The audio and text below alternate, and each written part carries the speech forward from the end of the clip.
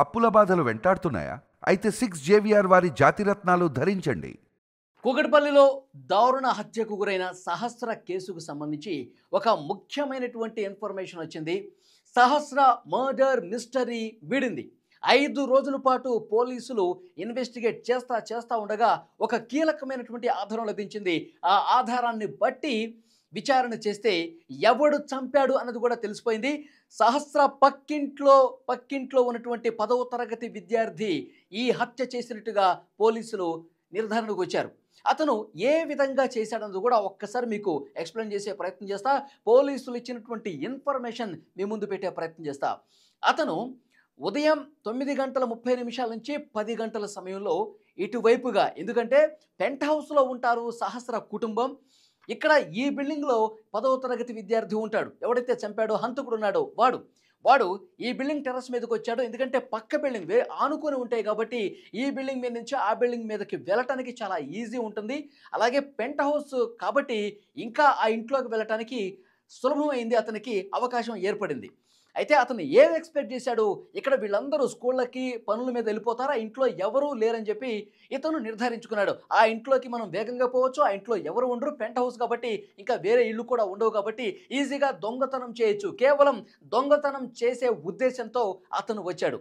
అతను కొన్ని పాయింట్లు కూడా నోట్ చేసుకుని వచ్చాడు. ఇంట్లో ఎవరుండరు, సహస్ర స్కూల్కి పోతుంది, పిల్లవాడు స్కూల్కి పోతాడు, తల్లిదండ్రులు ఇద్దరు కూడా, తల్లేమో ల్యాబ్ టెక్నీషియన్ కాబట్టి ఆసుపత్రికి వెళ్ళిపోతుంది, తండ్రి ఏమో మెకానిక్ కాబట్టి వెళ్ళిపోతాడు. కాబట్టి ఉదయం సమయంలో ఎవరు ఉండరు కాబట్టి ఈజీగా దొంగతనం చేయొచ్చు అని చెప్పి అతను లోపలికి వచ్చాడు. ఈ బిల్డింగ్ మీద నుంచి ఆ బిల్డింగ్ టెర్రస్ మీదకి వచ్చాడు, పెంట్ హౌస్లోకి వెళ్ళాడు. ఓపెన్ చేస్తుంటే ఎవరు లేరే, తొంగి చూసాడు, ఎవరు లేరు. లోపలికి వెళ్ళి 80,000 రూపాయలు దొంగించినట్టుగా తెలుస్తోంది.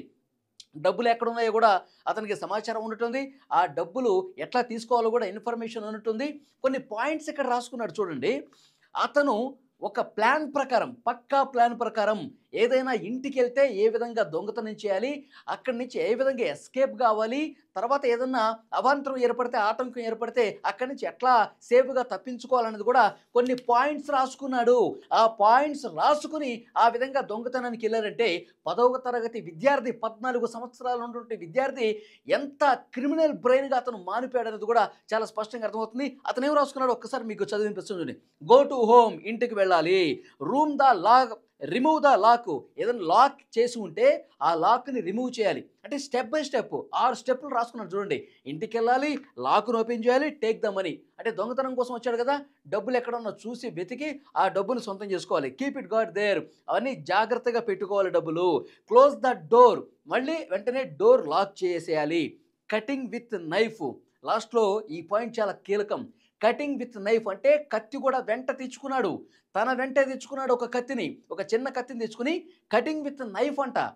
ఇది చాలా స్పష్టంగా, అంటే అక్కడ ఎవరన్నా ఉంటే, దొంగతనం చేసినట్టుగా ఎవరన్నా చూస్తే, ఎవరన్నా ఈ దొంగ అని అరిస్తే వెంటనే అతన్ని చంపాలన్నది కూడా చాలా స్పష్టంగా ఇందులో రాసేది చూడండి. కటింగ్ విత్ నైఫ్, ఇది చాలా స్పష్టంగా ఒక ప్లాన్ ప్రకారం స్టెప్ బై స్టెప్ నోట్ రాసుకుని పోయాడు. అందుకనే ఉదయం 9:30 నుంచి 10 గంటల మధ్యలో లోపలికి వెళ్ళాడు.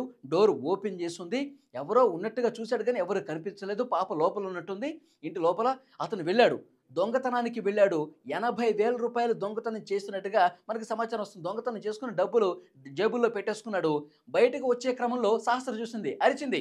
ఎవరు అని చెప్పి అరిచింది. సహస్ర అరిచింది కాబట్టి, చూసింది కాబట్టి గుర్తుపట్టేస్తుంది, పక్క బిల్డింగే కదా, అందుకని గుర్తుపట్టేస్తుంది కాబట్టి సహస్రని చంపేయాలి. కటింగ్ విత్ నైఫ్ ఒక స్టెప్ ఉంది కదా, ఆ స్టెప్ గుర్తొచ్చింది. వెంట తెచ్చుకున్న కత్తి తీసుకొచ్చి అరుస్తున్నప్పుడే గొంతు మీద కోసేశాడు. బెడ్ మీద అట్లా పడిపోయింది. ముందు నోరు మూసాడు, అరుస్తున్నప్పుడు గొంతు మీద ఫట కోసేశాడు. 10 ఘాట్లు ఉన్నాయట. పోస్ట్ మార్టం రిపోర్ట్లో కూడా చాలా స్పష్టంగా రిపోర్ట్లో ఉంది. సహస్ర గొంతు మీద 10 కత్తి ఘాట్లు ఉన్నాయి. ఆ తర్వాత ఇక అపస్మారక స్థితిలో వెళ్ళిపోయింది, బ్లీడింగ్ అయిపోతుంది, గొంతు కట్ అయిపోయింది సహస్రకి.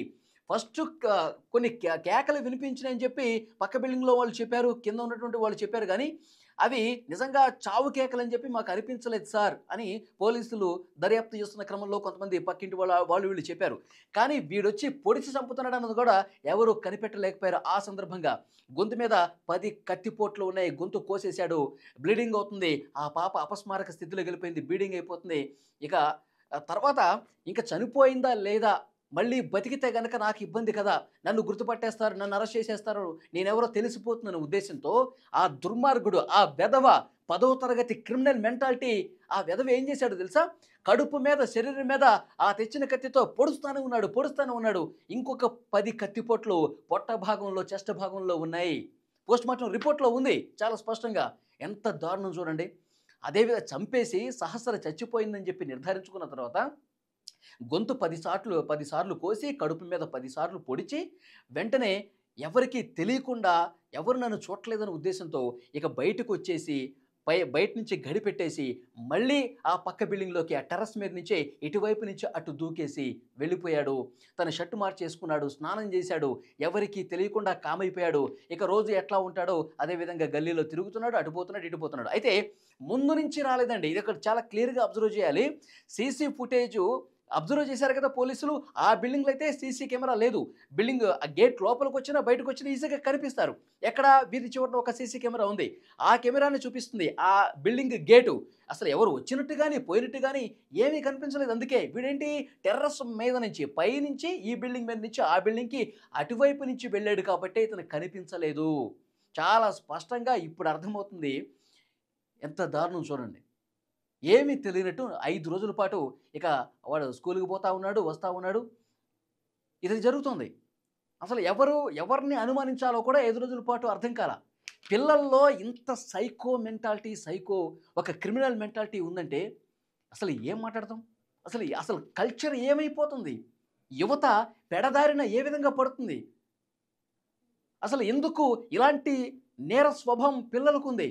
ఆలోచించుకోవాలి. నిజంగా ఆ తల్లిదండ్రులు వీడికి అన్నం పెడుతున్నారా? గడ్డి పెడుతున్నారా? ఒక చిన్న పాపని, ఒక చిన్న పాప 6వ తరగతి చదువుతున్న 10 సంవత్సరాల పాపని గొంతు కోసే, అది కూడా వీడు 14 సంవత్సరాలు. వీడు మైనరే. 10వ తరగతి చదువుతున్నాడు, పాపేమో 6వ తరగతి చదువుతోంది. వీడు 14 ఏళ్లకే మర్డర్ చేయాలన్నటువంటి ఆలోచన, నేర స్వభావం, దొంగతనం చేయాలన్న ఆ నేర స్వభావం వచ్చిందంటే అసలు వీడి పెంపకం ఏ విధంగా ఉంది?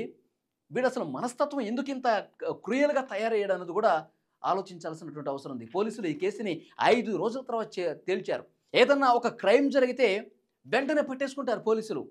హైదరాబాద్ లాంటి ఒక మహానగరంలో పట్టపగలు ఇంత దారుణంగా చిన్న పాపని మర్డర్ చేస్తే 5 రోజులు పట్టిందంటే అని చెప్పి పోలీసులను కూడా విమర్శించిన పరిస్థితి ఉంది. ఎందుకు పోలీసులు పట్టుకోలేకపోయారని చెప్పి చాలామంది క్వశ్చన్ చేసిన పరిస్థితి. ఆ ఇంట్లోనే ఉన్నారు, ఆ ఇంట్లో వాళ్ళే చంపుంటారు, ఆ కోణంలో విచారించండి అని చెప్పి చాలామంది మాట్లాడిన పరిస్థితి కూడా ఉంది. కానీ ఇప్పుడు వాస్తవం ఏంటి? ఇప్పుడు వాస్తవం ఏమిటి? సీసీ కెమెరాలకు కూడా దొరకలేదంటే వాడు పైనుంచి పైకే ఆ బిల్డింగులు దూకి వెళ్ళిపోయాడు. అందుకే పట్టుకోవడానికి ఇంత సమయం పట్టిందని చెప్పి దీన్ని బట్టి అర్థమవుతుంది. ఈ వీడియో చూస్తున్న ప్రతి ఒక్కరూ స్పందించండి. ఈరోజు ఆ పాప తల్లిదండ్రులు కూడా కన్నీళ్లు పెట్టుకుంటూ న్యాయం చేయండి, మాకు న్యాయం చేయండి. చాలామంది మా మీద అనుమానం వ్యక్తం చేస్తూ ఉన్నారు. ఇది కరెక్ట్ కాదు, ఏదో ఒకటి తేల్చండి, ఎవడు చంపాడో తేల్చండి అని చెప్పి ఈరోజు ఉదయం వాళ్ళు కన్నీళ్లు పెట్టుకున్నారు. ఇప్పుడు ఇంటి పక్కనున్న 10వ తరగతి విద్యార్థి చాలా దారుణంగా చంపేశాడన్న వార్త విన్న తర్వాత మీకేమనిపిస్తోంది?